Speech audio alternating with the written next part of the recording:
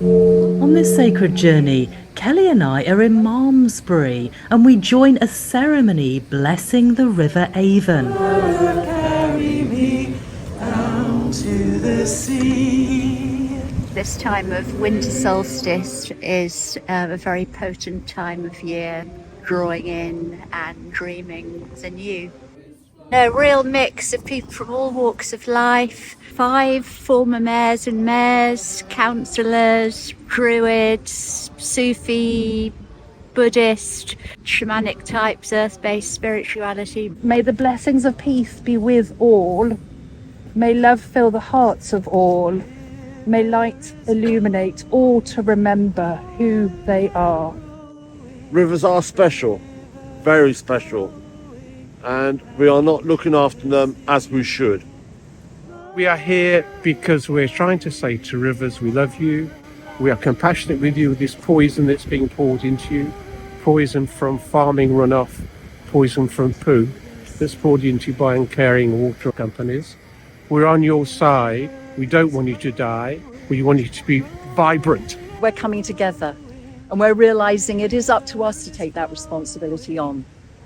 And we are creating a different future.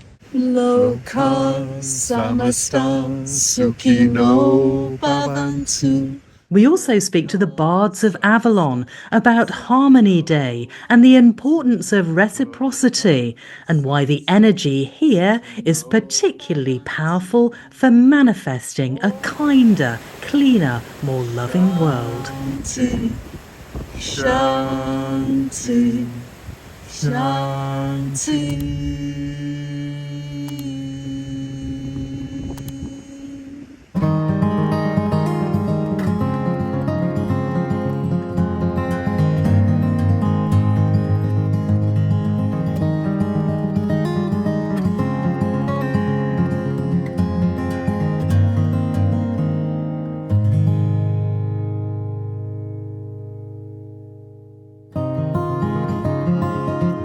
So here in Malmesbury, we're overlooked by that abbey, which is part ruined, part used. And yeah, it's a beautiful place just by the River Avon.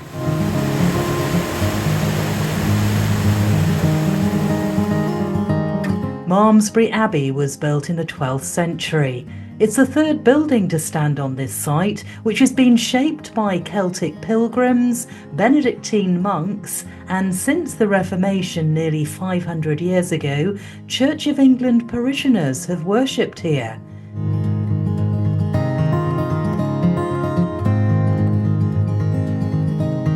Its Norman porch is breathtaking.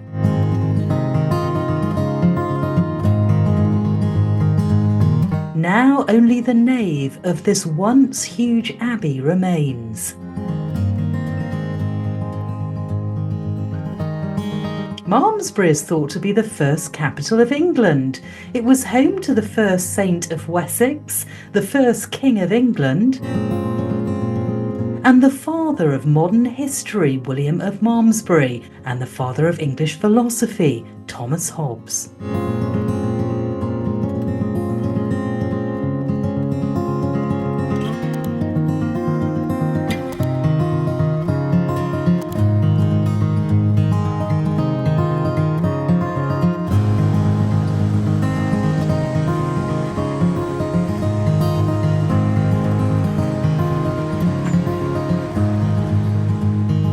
It's not just the beauty and the elegance and the architecture, it's the energy. And I was so excited to discover that it is actually on one of the Perpetual Choir Lines. So John Michell, then later John Gibson-Forty, discovered that there were 10 particular lines, all emanating from the Whiteleaved Oak area in the Malverns. And this is on what's called line 5.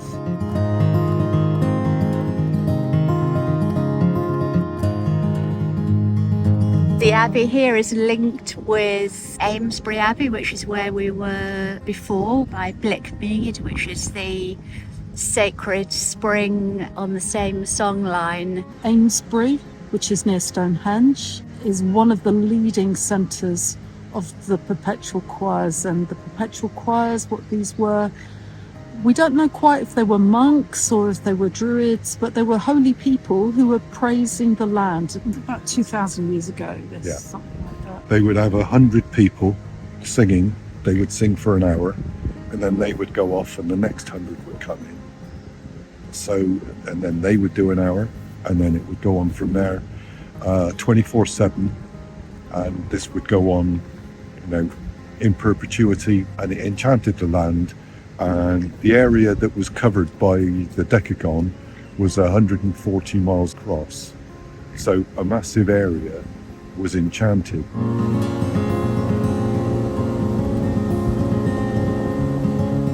This is all about reciprocity. This is all about, if you give praise to the land, then the land will look after you. Our dear friend Rory Duff has discovered through many, many years of research that the energy lines started changing patterns. The day before the equinoxes and the solstices, instead of making a pattern that's like a huge column of light, it would create like a tube torus, if you can imagine a donut, but this is a double donut.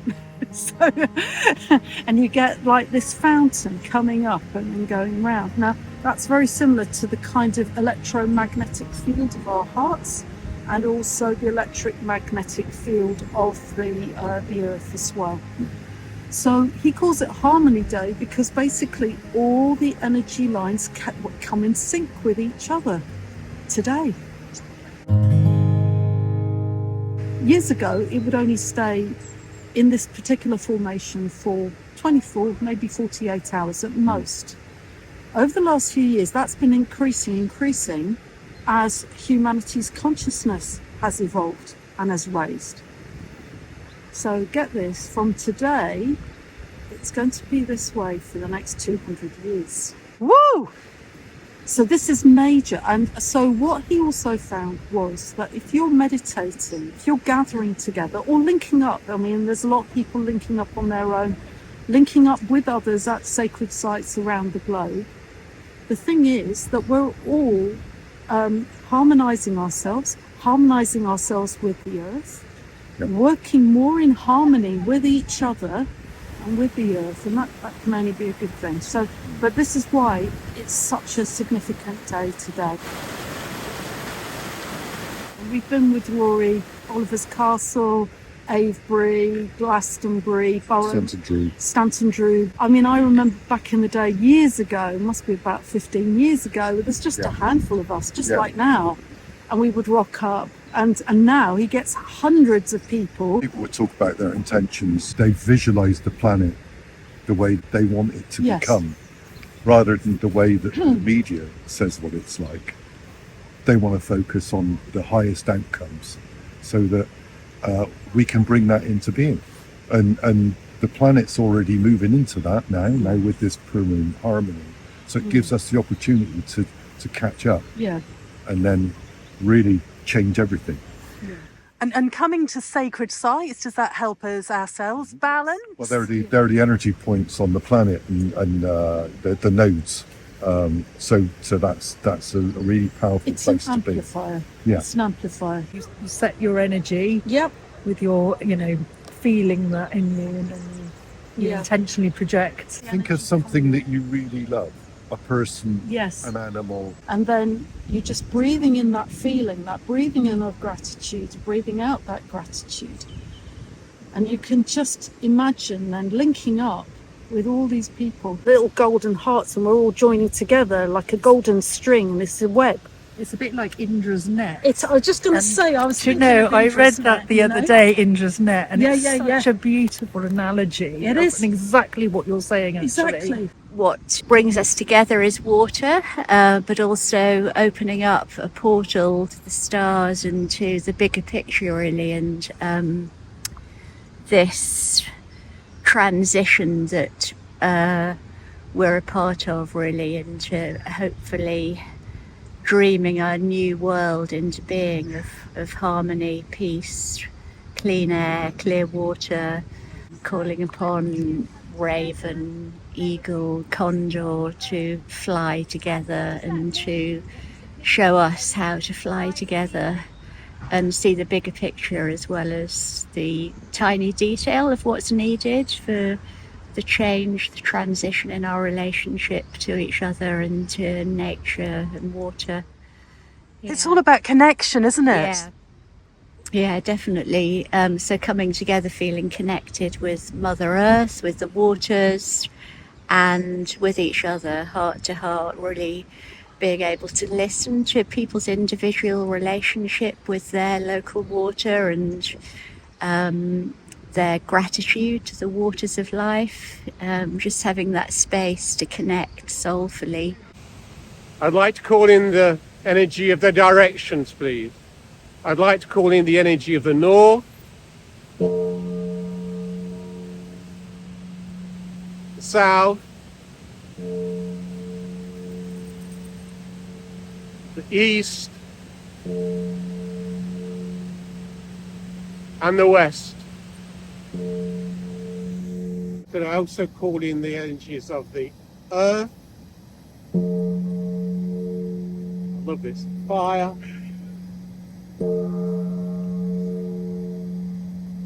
air, and of course above all water. Goddess Nehelanya Danu, goddess of 1,000 names, come with all your sea creatures, your whales, your dolphins, your fish, your crustaceans. Come, beloved lady of the water, come and bless our water. Come and keep our waters free from pollution, so that the water creatures may live and produce without being killed by the poisons that are often injected into them. We ask you, Lady, to protect our waters, particularly the Avon as it surrounds our town, the whole of our land, and the seas surrounding our land. So, beloved Lady, we call you to be with us in this circle as we ask your blessing today. Blessed be. Blessed be. The invitation is to just come into a deeper connection with the waters. Perhaps some of you have brought water from where you live, but it's to come into a deeper, more soulful reverence for the spirit of water, and to understand that all of life, the trees, the grass, the earth, the water, all are animated by this life force, which we could call God or Goddess or Great Spirit.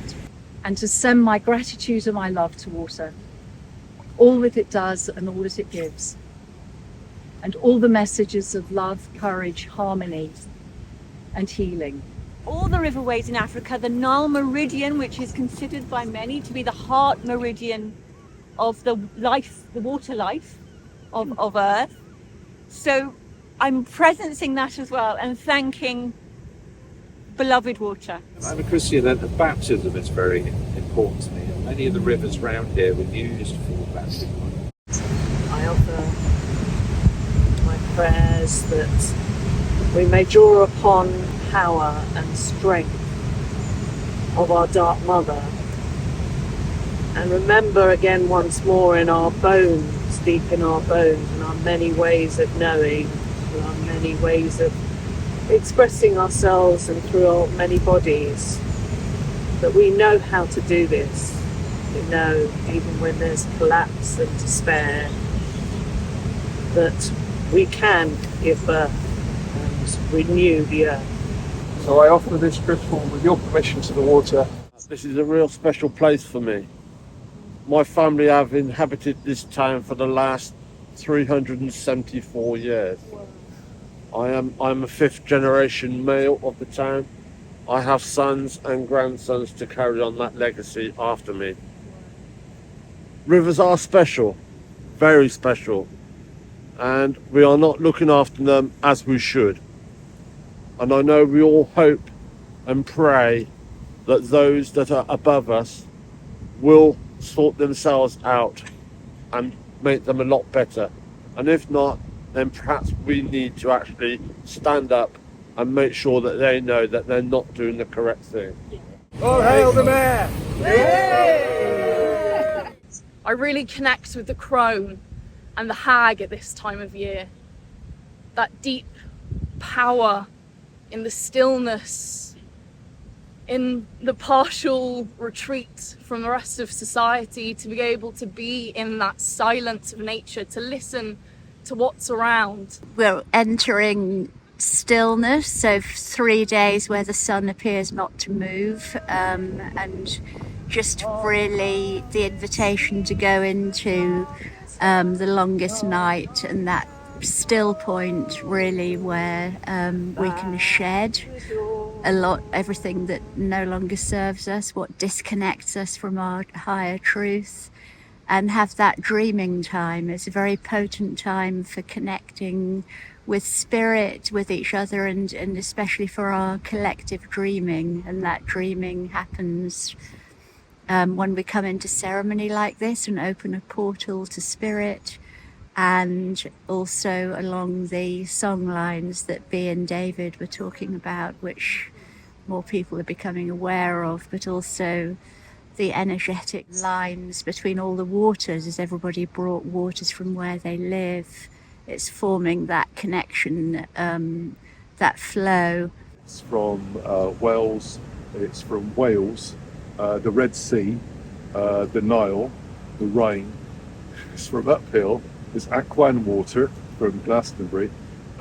It's from Southern Ireland, Blickmead, which is next to Stonehenge, and also a new one we just added was we did a ceremony in October where everybody focused their love, thanks and respect to water, put it in a jug like this, and so I've got some of that. This is mistletoe from the Druid ceremony I held with my grove at Twigs Community Garden in Swindon, and this is water from my beautiful well, Chavy well, in Calm. So, bless. Thanks, Cardi. It's a real privilege and honour to be amongst you. This is the most beautiful ceremony. May the blessings of peace be with all. May love fill the hearts of all. May light illuminate all to remember who they are. We'll both blow on this. Sending love. All right, we've shared each other's germs. I haven't done anything. No, we're friends. I collected it this morning from the spring at Breeden Hill, which overlooks the Malvern Hills. Send it with our love. With our love. Thank you, Birds. It's great. Thank you. The water I bring is the water in the body of this dog.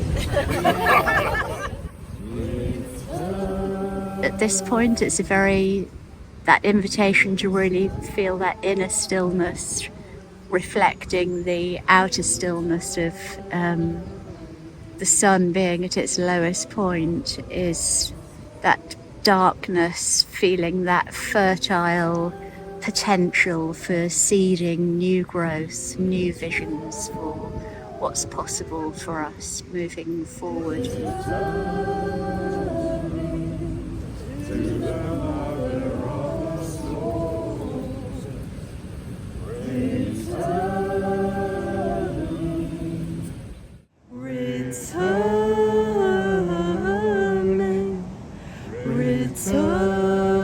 Returning to the mother of us all. Returning, returning, returning